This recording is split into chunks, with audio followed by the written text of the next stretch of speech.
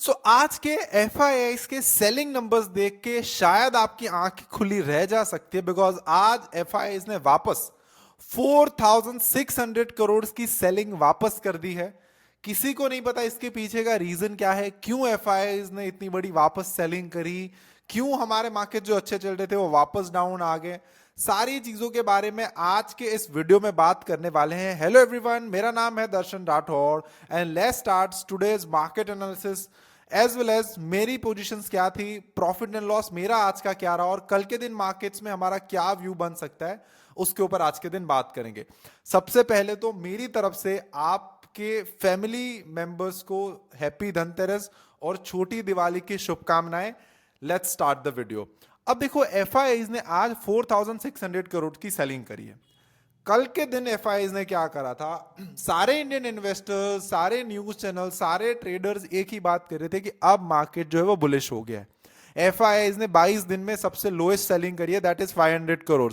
Index futures में bank Nifty में 830 करोड़ की बाइंग करी है, निफ्टी फ्यूचर्स में 517 करोड़ की सेलिंग करी है। एंड अगर स्टॉक मतलब स्टॉक फ्यूचर्स की बात करें तो उस पे एफ ने अराउंड आप समझ मान के चलो यहाँ पे अराउंड 2,600 करोड़ की अगेन बाइंग करी है। तो नेट नेट एफ जो थे वो कल बाई करके गए थे। आज डेटा पूरा चेंज हो गया, आज वापस एफ ने सेलिंग कर दी। Let's go into the charts and देखते हैं। देखो, मार्केट के सेंटिमेंट्स जो है वो पॉजिटिव है, राइट, उस पर कोई दोहरा ही नहीं है, राइट। और आज की सेलिंग से हम बेसिकली कल का ट्रेंड डिसाइड नहीं कर सकते। इट इज जस्ट सेलिंग कि आज के मार्केट्स में एफ ने कुछ देखा होगा इसीलिए बेचा। मे बी कल के मार्केट्स में कुछ ऐसा देख ले एफ फिर से बाय कर रहे हैं, राइट। बट अब let's analyse the charts first.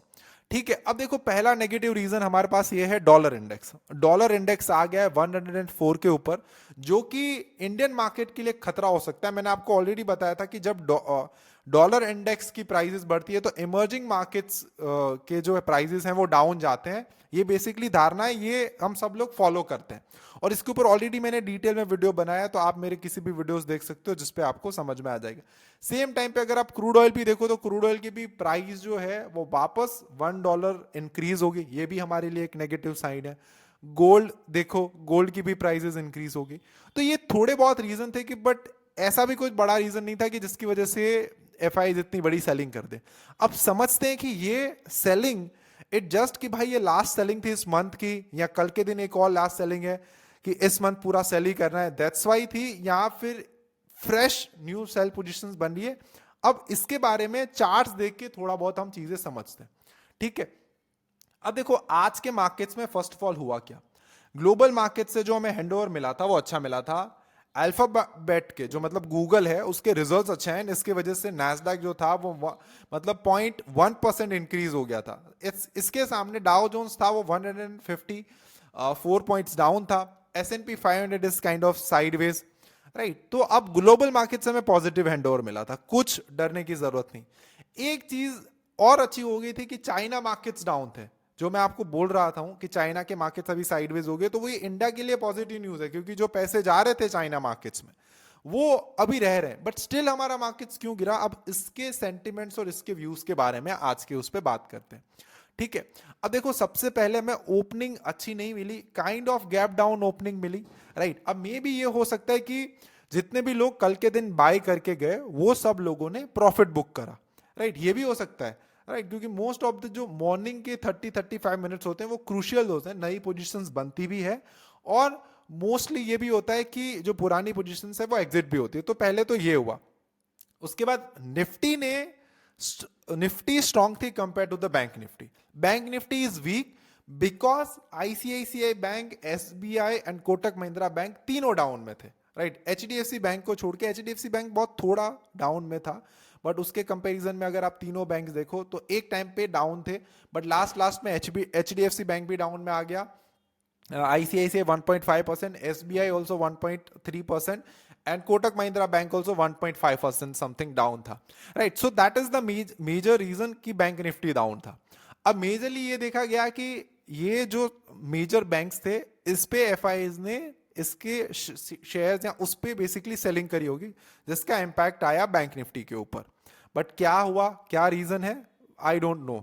शायद से मेनली प्रॉफिट बुक भी हो सकता है, बट अब इंडियन मार्केट्स की बात करते हैं। अब देखो हुआ क्या, यहाँ पे Nifty is more stronger, but ऊपर के लेवल से कल का जो हाई था वहां से ही बेसिकली सेलिंग आना स्टार्ट हुई। लास्ट लास्ट में निफ्टी ने थोड़ा बहुत रिकवर करा बट सस्टेन नहीं कर पाया। मेनली आज का मार्केट आप साइडवेज प्लस बेरिश बोल सकते हो। बट एक चीज है कि हमने अभी भी कल का लो ब्रेक नहीं करा है, राइट। कल का हमने लो ब्रेक नहीं करा, तो ये हमारे लिए एक इंपॉर्टेंट चीज है। मैंने आपको ऑलरेडी बताया कि अब शायद से नवंबर मंथ से, राइट, मार्केट का जो ट्रेंड है वो पूरा चेंज हो सकता है। बट वो ट्रेंड कब चेंज होगा, या तो हम बेसिकली जो है हमने जो ये 3 दिन में हाई बनाए, राइट, उसका जो हमारा मेजर हाई है उसको ब्रेक करें, या फिर अक्टूबर मंथ का जो लो है उसको ब्रेक करें। अक्टूबर मंथ के लो को ब्रेक करने के बाद हम आ जाएंगे वापस बेरिश जोन में, वापस आ जाएंगे सेलिंग साइड पे, वापस हमारे सारी ट्रेड्स हम लेंगे सेलिंग के। अगर ये 3 दिन के हाई, मेजर हाई को ब्रेक करता है, इट मींस हम मार्केट के प्रति अभी बुलिश हैं। तो बैंक निफ्टी में वीकनेस दिखी just because of this bank. अब मेरे ट्रेड्स क्या क्या थे उसकी बात कर लेते, ठीक है। निफ्टी में मेरा ऑलरेडी बाई ट्रेड चल रहा है। बैंक निफ्टी में हमने यहां से सेल साइड की पोजीशन बनाई थी बट वापस मार्केट ऊपर आ गया। अब देखो हुआ क्या कि मोस्टली प्रॉफिट्स बुकिंग भी आया और हमने रोल ओवर भी करा था। रोल ओवर का सिंपल मतलब ये कि एक मंथ के कॉन्ट्रैक्ट से जिसकी एक्सपायरी हो रही है उस पर हमने एग्जिट करा और नेक्स्ट मंथ का कॉन्ट्रैक्ट बाय कर लिया। तो अक्टूबर मंथ की आज एक्सपायरी थी, नवंबर मंथ हमने बाय कर लिया और सेल कर लिया जिस हिसाब से हमारी पोजीशंस थी। तो बैंक निफ्टी की बात करो तो हम सेल में है, निफ्टी में हमारी बाई साइड की पोजीशन है। टोटल आज के दिन जो लॉस हुआ है दैट इज 9,43,000 रुपीज, आप यहां पे क्लियरली देख सकते हो। एंड ऑप्शन ट्रेडिंग में लगातार हमारे बहुत टाइम से लॉस हो रहे हैं। अब हमारा लॉस हो रहा है, जो टोटल लॉस हुआ है वो 1.5% हो गया, अराउंड 7 से 8 लाख रुपए का हमारा लॉस हुआ है। इसको भी फिगर आउट करेंगे हम बैठ के और फिर स्ट्रैटेजी को बंद कर देंगे, बिकॉज अभी एक्सपायरी ट्रेडिंग जो है वो वैसे भी बंद होने वाला है, राइट। तो लगातार इतने दिनों से हमारा दोनों में लॉस ही हो रहा है, राइट। तो अब ये तो मेरे पीएनएल की बात आ गई। अब देखो डेटा की बात करते कि ये तो हो गया जो आज के दिन होने वाला था वो। अब मार्केट्स के सेंटिमेंट्स कल के दिन क्या हो सकते हैं उसके बारे में थोड़ी बहुत बात करते हैं, ठीक है। अभी भी देखो हम कुछ इतने ज्यादा डाउन नहीं गए, राइट। मे भी शायद से ये भी हो सकता है कि एक एफआईएस को या डीआईएस को एक अपसाइड की रैली ले जा, मतलब मार्केट में करनी है, उससे पहले वो क्या कर सकते हैं कि एमेच्योर और वीक प्लेयर्स को मार्केट से एग्जिट कर सकते हैं, राइट। क्योंकि आज के दिन का सेलिंग देख के, डेटा देख के may be most of the players जो है वो एग्जिट हो जाए। उसके बाद वो एफआई जो है वो अपनी बाई साइड की पोजीशन बनाए। तो बहुत सारे सिनेरियोज हो सकते हैं, बट पर्टिकुलरली हम अब प्राइस की बात करते हैं। अब देखो हमारे लिए सेलिंग के लेवल्स कब स्टार्ट होते हैं, जब मेनली अक्टूबर का लो ब्रेक होता है तब। उससे पहले आप सेल की पोजीशंस मत बनाना, राइट। क्योंकि अब इतना ज्यादा रूफ नहीं बचा सेल में।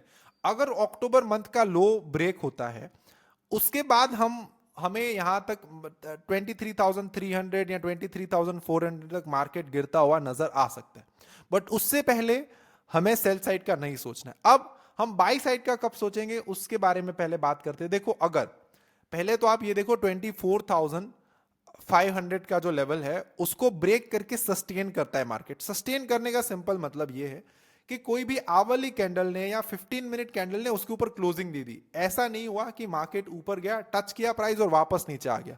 सस्टेन करने का मतलब ये होता है कि प्राइस वहां पे सस्टेन कर रहा है, वहां से नीचे नहीं आ गया, बिकॉज वहां से ही मेजर सेलिंग, जो शॉर्ट सेलिंग है वो वहीं से ही आ रही है। अगर उसके ऊपर सस्टेन कर गए इसका मतलब है कि कहीं ना कहीं बायर्स जो है वो कंट्रोल कर रहे हैं मार्केट्स को। उसके बाद अगर 24,600 के लेवल को ब्रेक करके फिर वहां पे भी सस्टेन करता है, देन हमें फिर 25,400 के लेवल्स जो है वो इजीली देखने मिल सकते हैं मार्केट्स में। ये बेसिकली हमारी एक स्ट्रैटेजी हो सकती है। यहां पे सेलिंग हमें कब करनी है, जब अक्टूबर मंथ का लो ब्रेक होगा तब। बाइंग हम फ्रेश बाइंग कब करेंगे, जब 24,600 के लेवल्स ब्रेक होंगे तब। दोनों में हमारे टारगेट्स बहुत बड़े हैं। यहाँ पे ऊपर की साइड के टारगेट्स आपको यहाँ पे दिख रहे होंगे, नीचे की साइड के टारगेट्स आपको यहीं पे दिख रहे होंगे।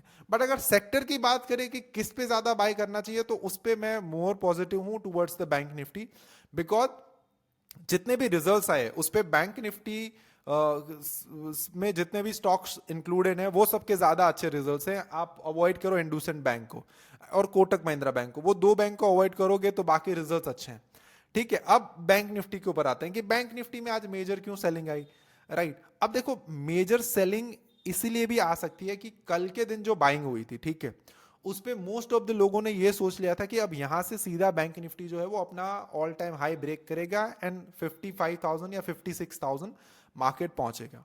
बट यहां पे आप एक चीज सोचो अभी भी कि अगर लेट्स से सभी लोगों ने बाई साइड की पोजीशन बनाई है तो एफआईएस क्यों अपना पैसा लॉस करेंगे, राइट? वो क्यों रिस्क लेके मार्केट्स को बढ़ाएंगे या डीआईएस क्यों रिस्क लेके मार्केट्स को बढ़ाएंगे?